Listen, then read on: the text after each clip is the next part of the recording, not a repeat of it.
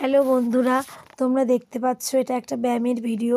এটা আমার স্কুলে আমি এখন যোগা ক্লাস করাই, তো সেই জন্য বাচ্চাদেরকে আজকে যোগা ক্লাস করানোর জন্য মাঠে নিয়ে গেছিলাম।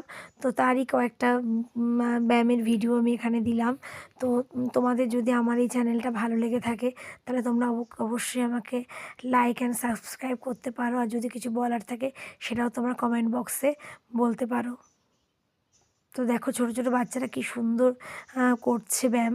তো আমার মনে হয় ব্যায়ামটা সবার জন্য দরকার। আমাদের ডেলি যে ব্যস্ত লাইফ, সেই ব্যস্ত লাইফে আমরা নিজেদের জন্য সময় বার করতে পারি না, কিন্তু আমাদের যে জেনারেশান, ইয়ুথ জেনারেশান, তাদের জন্য ব্যায়ামটা ভীষণ পরিমাণে দরকার।